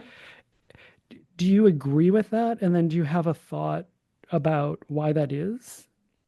So I sort of agree with that to the extent that, and this is to the second part of your question, when people think about it, they don't think about it in terms of trade-offs or the net benefits. They just think friendship is a pure good. Like friendship is great, hugs Mm, are great. At the very least, there's an opportunity cost. The hug that you are giving is the meal you're not hunting, right? And an evolutionary psychologist would at least get that. I think a lot of people think that it really is this fuzzy, happy, purely beautiful thing. And so that would be my best answer to that. We don't think about the fact that friendships are costly. You end up fighting some of your friends' battles, your friends take some of your time. I'm working on this paper with Doug Kenrick and some grad students from across labs at ASU, actually, a couple papers on what we're calling bad friends. And it's not really bad so much as ambivalent. And there's some cool work on ambivalent ties. But basically, when we think about friends, we think about all the great things they do for you. And I even said, friendship is the next best thing you could do for your health behind quitting smoking. Presumably, although we never say it, that is good friends, right? High quality, positive friendships. Hmm. But you've probably had friends or former friends or colleagues who are a net drain on you, right? Hmm. Or friends of friends who you can't get rid of because you can't get rid of the friend who are a net drain on you, and that's an indirect drain. So yeah, I think a part of the reason we think of it as a luxury or as a fluffy thing is we don't think about its gnarly underside, and it mm, has one, and an Ev person absolutely thinks about that. It's so there's this book series called the Sholomance series. It's like a young adult dark Harry Potter. And it's a 3-book series. The first book is really awesome. And for to do magic, you need to incur costs. So, for example, you might do 50 push-ups or something to be able to cast a spell to clean your room. Um, uh, in Harry Potter, you're just a Alohomora or whatever it is, right? You magic is free, and that's bullshit. I like worlds where magic is costly. Like the mm, same thing in Lev Grossman's The Magicians. You have to pay a cost, but the Sholoman series makes the trade-off so apparent and embedded into the world. It's almost like reading Ev fiction or mm. something. Um, how is it possible that there's so little work on friendship? Mm. Okay, so why is there so little work on friendship? Um, so it is a compounding problem. Um, First, people don't tend to think of it as a problem that needs to be solved. There's a real instinct blindness there, right? Mm, That friendship is a challenge or consists of challenges that we have to solve in order to realize it. And so we haven't bothered with it. Whereas, the most easy and direct comparison is romantic relationships. People have trouble having romantic relationships throughout history all the time, right? So we know that that's a problem to solve, and we study it. And maybe we even throw some money at it. Very cool. So if you don't realize it's a problem to solve, you don't even think to study it. If you don't see it as a phenomenon that's interesting, you don't think to study it. And again, the direct comparison would be romantic relationships. People are always going to find it sexy and interesting because they're definitely going to want to have a romantic relationship, or most people, right? Most people want to have friendships, but again, it's not a thing they see as a challenge that they have to solve. So that's sort of the first step of the problem. People haven't studied it because they didn't realize it was a thing that was needed, worthy of study, or a challenge that the mind had to solve, or however you want to put it. And then if you look across labs, like where can you go to study friendship? So some sociologists study friendship, some anthropologists study friendship, psychologists who study friendship. So within developmental psychologists study it all the time. Let's say that. I should say for adult friendship, right? So then you end up in health psychology, and maybe they look at older adults because they're worried about their loneliness and health outcomes. For just healthy adults who's studying friendship, you can look in social psychology and in the subfield of the close relationships. And there are very, very few people, which means there are very, very few labs for undergrads to get trained in friendship or exposed to friendship. I think that a lot of our textbooks don't even mention friendship, so they don't read about friendship in science and social psychology. So yeah, they don't realize it exists. They don't get exposed to it. They don't get training in it. And so if the time comes where they want to go to grad school to study friendship, then where are they going to apply? There are like 10 places. There are more than that, but part of what we're doing at the Center for Friendship Research is we have a page on our website that's just all of the places that you can go to study friendship. And a lot of those people are people who are willing to study friendship, but don't actually do it as their bread and butter. They study relationships. And so actually, this is serendipitous. I have this book by Bev Fair on my desk, Friendship Processes from 1996. I know it's on page 6. And this is sort of the state of the art of friendship in 1996 in relationship science, and still now. In any case, the whole point of it is that in friendship science, there is simply, in relationship science, they don't differentiate friendship from other relationships. So they study attraction and relationships. They're all grouped together. There is literally no theory of friendships per se. That's the quote that I was looking for, which I'm sure is underlined in there somewhere. And so that's the state of the art then, and that remains the state of the art now in mainstream social psychology and relationship science. And also, I should say, those relationship science is not like a big job getter sub area.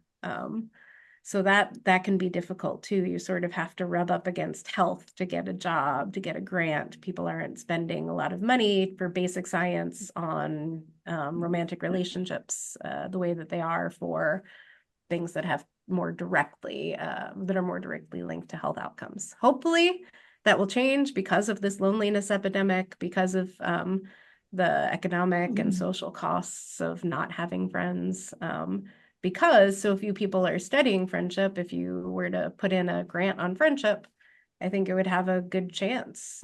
Templeton, as far as I know from Michael Barlev, doesn't have a single grant that they're funding on friendship, but it's a very John Templeton kind of topic. NSF doesn't have a lot on friendship right now. I have their career award, and that's all friendship stuff that we're doing in my lab. And then the Center for Friendship Research that we started here at UCLA with Carolyn Parkinson, Matt Lieberman, Naomi Eisenberger, and Victor Kaufman. and this panoply of amazing grad students spanning developmental and social neuroscience and comm and social, and postdocs who are now at other places. And some of your grad students come in and hang out. We are trying to sort of galvanize a community and change this. But yeah, the reason people don't do it is they don't realize it's a thing to be studied. They don't get exposed to friendship as a thing worthy of study. And then even if they do, there are so few places to go to study it. That was the answer I should have given it first. No, that's great. I mean, I wonder if part of the reason why we view friendship incorrectly as a kind of frivolous thing is that we're so alienated from the Darwinian functions of friendship in our modern prosperous society that if you think about what the selection pressures for friendship might have been for our ancestors, it was probably something like really extreme hardships. You're injured and you can't forage. You're sick and you need someone to take care of you. You know, people in the group are conspiring against you and you need allies who will take your side. You're accused of a transgression and you need people to stick up for you. Like these would have been life or death situations. And precisely because we're living in such modern, affluent, safe societies with police forces and fire departments, and modern medicine, we don't really have those hardships that we would need friends to help us out with. Yeah. And this is an argument that Tooby and Cosby's make in their paper on the banker's paradox and the evolution of altruism, which is that because that these kinds of extreme hardships are often the best sources of information gathering about who your true friends are, because it's often unclear who your true friends are, whether they're a fair weather friend who's just in it when it's in their short-term self-interest to help you out, or whether they truly care about your well-being, independent of what you can do for them. And when you're sick or people are conspiring against you or injured or whatever, that's an opportunity to figure out who's truly on your side, who truly has a stake in your welfare, and who's just a fair weather friend. But because we don't have those kinds of experiences nearly as frequently as we did in ancestral environments, there's just so much more uncertainty about who our true friends are. And so we really don't know who our true friends are because we have so little evidence one way or the other. So I'm wondering if that is not only the answer to why we don't take friendship seriously, is because we have so few of these hardship moments where friends, are so necessary. But it's also one of the many causes of the loneliness epidemic, which is that there's just so much more uncertainty about who our friends are because we don't have these kinds of moments to figure out who our true friends are. What do you think about that? I absolutely buy that. It also, we have an embarrassment of riches in terms of, well, theory, period, but theory of friendship in EvPsych, whereas there does not exist one in relationship science, right? So we have this alliance hypothesis of friendship that suggests that friendship is in part the output of cognitive mechanisms designed to assemble antagonist or designed to assemble support for future agonistic interactions. And so on that view, I should, for example, take the side of the friend in a fight between two friends. I should take the side of the friend who's most likely to take my side later so that they survive the fight and live to take my side another day, right? And then we have this sort of Tooby and Cosmides view that could potentially encompass that, but friendship is really social insurance. And Yeah. so if a drought and famine strikes our community and we're in need and other people around us in need, that's exactly when strangers are least likely to invest in us because we look like Hmm. bad bets for reciprocity.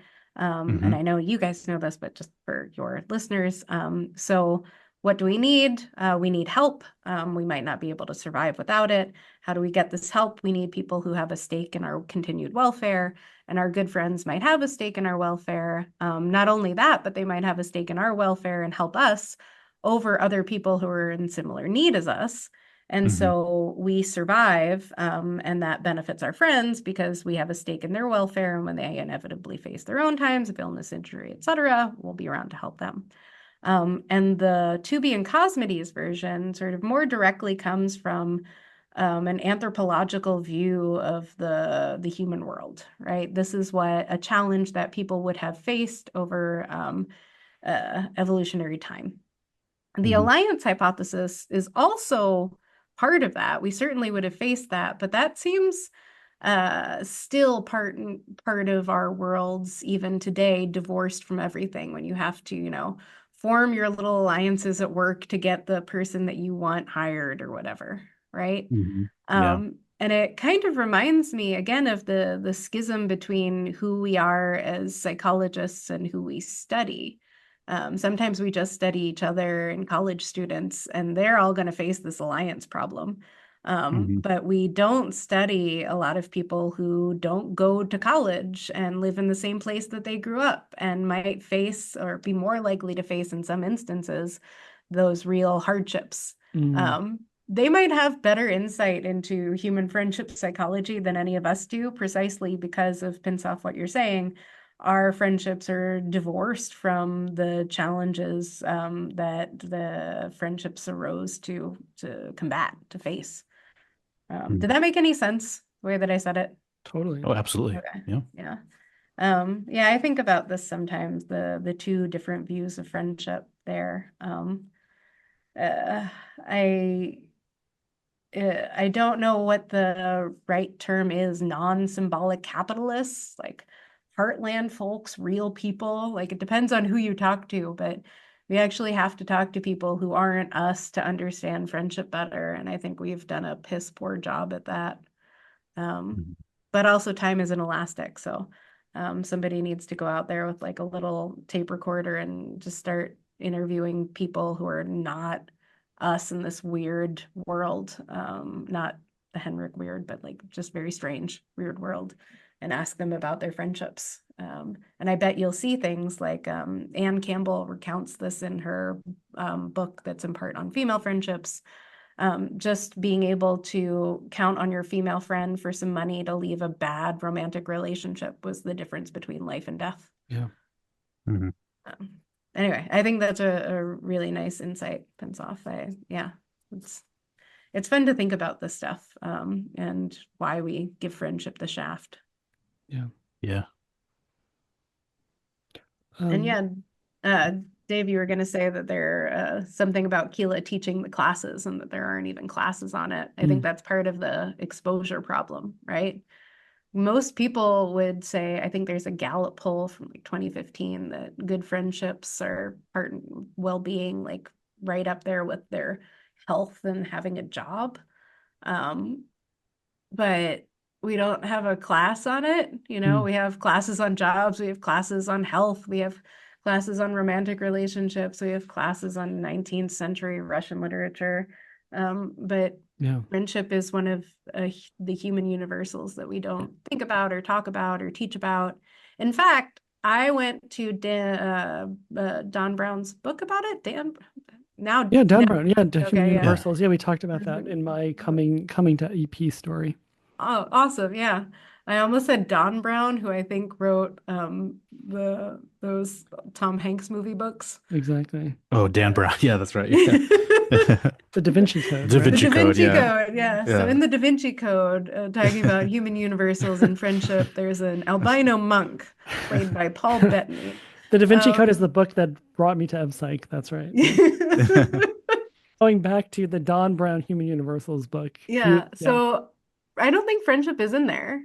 I remember Oh, looking interesting. this up and I didn't find friendship. Hmm. Um, It's but not I on the list of do, human universals. Interesting. yeah, I probably have that book in here, but Yeah, David had yeah, I pulled it don't up think when it I is. when I was talking about it. Here, let me pull it up, see if I can. Let's see here. At least in the physical copy of the book that I have, it wasn't in there. So Um, the first, yeah, first stab at the huge list. I mean, it's a How did it's I an amazing find list, this? and I'm no tea, no shade at this list, but yeah. Are you finding it? I don't know how I found it the first time. Yeah, maybe I Well, did Google yeah, Scholar. David, well, David, take a second while you're doing that. Jamie, this is a Huh? weird thing to ask this late in the conversation, but if an alien asked you, what is Mhm. friendship? What Ah, is it? okay. Um, I would call it a voluntary, mostly, most of the time, communal, most of the time, bond between two or more people who have stakes in one another's welfare. Mm, And then I would try to differentiate it from other relationships by saying that typically this would occur between folks who are not highly genetically related. mm, It turns out friends are more genetically related to one another than they would be by chance alone. But I think there's some Christakis work on this. And that it's people you also don't want to have sex with or aren't in a romantic relationship with, right. which is a weird thing because that's part of the practicals of studying it. We sort of have to define it that way to make it distinct from romantic relationships. But most of the things that make romantic relationships good and successful are probably things that make friendships good and successful. Mm. So anyway, put that in your pipe Interesting. of difficulty and choke on the smoke. That's a great answer. I'm curious. In there, is that a way of bridging the To-be-Cosby's banker paradox approach with the alliance hypothesis approach? If you posit that we form alliances and take the sides of uh, people that we have a higher stake in. So we use, Hmm. interdependence or how much of a stake you have in someone else as a heuristic for choosing allies. Hmm. And so if that's the case, then that is a way to bridge those two theories. So if I have a high stake in you, I'm going to take your side. Yeah. And so I'm not only more likely to help you when you're sick, but I'm also more likely to take your side because I'm going to rank my allies based on how much of a stake I have in their Mm. welfare. Yeah, so I talk about sort of the cognitive mechanics of how people figure out whose side to take Hmm. in a conflict between two of their friends. Hmm. And then I always tell people I'm going to give you the like difficult answer, and then I'm going to give you the answer that you're probably thinking of right now, which is the answer that you're bringing up. You take the side of the person you like better, right? Hmm. Yeah. The more difficult version, and this is Peter Descholey and Rob Kurzban would say that so we have these allocentric representations or representations of where we think our friends rank us relative to their other friends. Hmm. Probably more like a linear hierarchy than a sort of dispersed network. So it's a little bit different than how Dunbar thinks about friendship as a sort of network, like a 2D circle. This is a 2D column.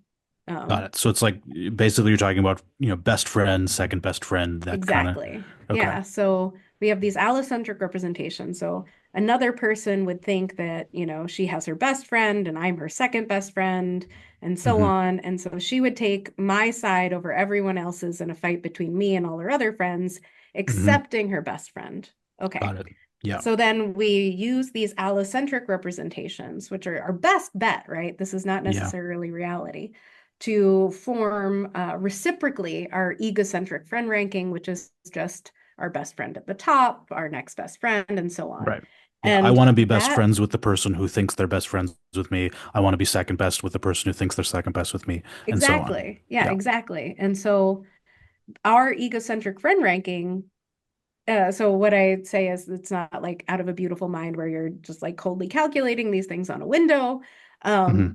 It's the same thing as taking the side of the friend you like better, because Hmm. the reciprocal nature of it means that in a fight between your second ranked friend and your fourth ranked friend, you're taking the side of your second ranked friend, i.e., the friend you like better than your fourth ranked friend, right? Yeah. So I think these things are hand in glove. And they make a lot of sense. I think they do go together. Hmm. I do think there are valid questions about whether it's, like um, a 3D sort of like think of goo and you lift goo up by a tip. Like it's a representation of a network like that rather than a Hmm. 2D column or a 2D circle or concentric circles and what the networks really look like and blah, blah, blah. And there are really interesting questions about how we try and game these allocentric representations in order to make other people like us better. Because ideally, everyone would think that I am their best friend and I would take their side in a conflict because then they'd all take mine, which is a really horrific pressure if you think about it on friendships and can make them really messy. Mhm. And uh, then you are back to that sort of Aristotle quote that a friend to all is a friend to none. There are Mhm. many, many ways for that to be true, and this is one of them. Anyway, yeah, I do think that that's sort of how they go together, as this liking component is built on stakes and welfare, which we can measure by welfare trade-off ratio. I do think that we have to be sensitive not just to the absolute value of the welfare trade-off ratio. So like Pinsof, if I value you a 5, right? We're going to interact and I'm going to do positive things for you, and that's awesome. But if you put me in a room with you and now Dave, but I value Dave a 7, although absolutely nothing has changed about the absolute value or quality of our dyadic relationship, now everything I was doing for you, I might do for him instead. Mhm. And Yes. so I think we have to think about these things in terms of their being embedded in a network, Hmm. and not just in terms of the dyad, which is how we typically study them, Yeah. because it's easier, and also because that's how people think about friendship as a dyadic relationship. But it's yeah, and anyway, there are massive implications of that. Totally. No, I get that. I think that's a really beautiful insight that is underappreciated. Just how much um, friendship is beyond the dyad, and how much, say, Dave's friendship rankings have externalities for me, and how your Yeah. friendship rank. So, like, if you bump Dave up in your friendship hierarchy, there are often times where you have to choose between me and Dave. You only have one concert ticket or one spot left at the dinner reservation. Are you going to choose me or Dave? If you bump Hmm. Dave up, then you're going to be less likely to choose me, and I'm going to pay costs for that. Yeah. That's going to be a direct threat to me. And we need to think about those kinds of positive and negative externalities of friendship. And, a relationship with you is not just a relationship to you. It affects everyone else in the Yeah. social network. It's way more complicated than we think. So I pulled up the human universals, and you are correct. The word Mm. friendship is not on the list. However, Boom. there are some relate. There's so like cooperation is there, Hmm. reciprocity is there, Hmm. affection expressed and felt is there. You have like coalitions and collective identities. Uh, Alliances? the word alliance is not there. Hmm. You have coalitions, collective identities, and conflict. You have insulting. You have division of labor, social roles. So stuff that's sort of like related to friendship on the periphery of it, Do you have the but not romantic the stuff? Do you have uh mating or pair bonds or any of those? Because if you let's see. have those and you don't have friendship, you only have some of the features that are sometimes common to friendship, then it would be more egregious. Again, it's still an amazing list. It's really important, et Yeah. cetera, et cetera. Not, yeah. Yeah. So yeah, this I don't know. It's interesting. It's an interesting omission. So yeah, there's attraction, sexual attractiveness, sexual jealousy, stuff like that. So Yeah, I yeah, this could be an important omission. think it I is. Yeah, cool. Well, But yeah, I mean, it goes back to what you guys have been saying about we don't even have words for some of these things, right? We don't have friendship, canalization or friendship first base, second base. yeah, We don't have, you know, Pensov, what did you say? A sexual attraction. We don't have like friend attraction. We yeah, don't have like your friend Romance is probably sociosexuality. yeah. yeah. We don't really, yeah, bromance is probably the closest thing, but that's not quite attraction. That's what happens after the attraction. Yeah, Yeah. that's more like courtship. Yeah, Yeah. but What is friendship courtship? What is like it, mm-hmm, we are so good at denying that we are doing this friendship flirting that mm-hmm, because it would be bad. Like you don't want to be the friendship flirt, right? No one wants to be the person courting the friendship. So like you're saying, Yeah. So we don't even have words for it.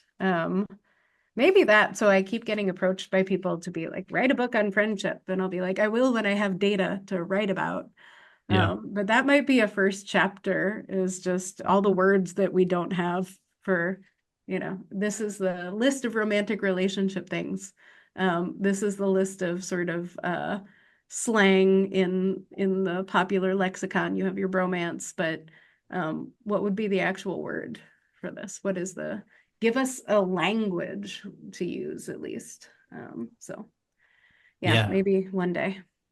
And we don't have a girl man's word as far as I'm aware, um, which is No, I'm interesting. pretty sure that that's like an XNXX search term, but yeah. Yeah. Yeah, I wouldn't want Sorry.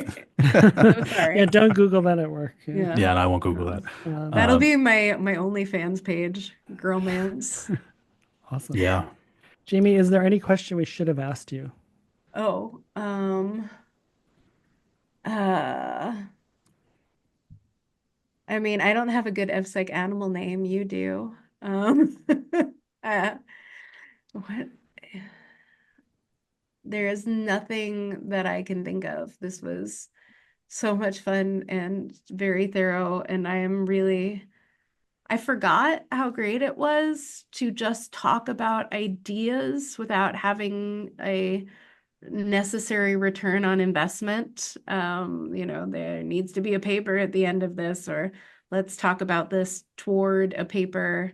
Um, just open-ended conversation about ideas. It makes me want to cry to remember that I like this. Hmm. So, thank Yeah, you. yeah, you got to let people breathe. Yeah, We got to let ourselves breathe. yeah. Really good to talk to you, Um, Jaimie. Thank you Yeah. so This is, much. Unless you've thought of a question between now and the previous thing. I wish. No, I just someday I want to ask you all about your friendships. I think that would be really fun.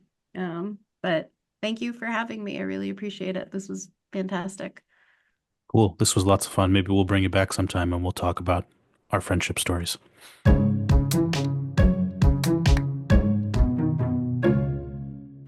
Thank you for listening.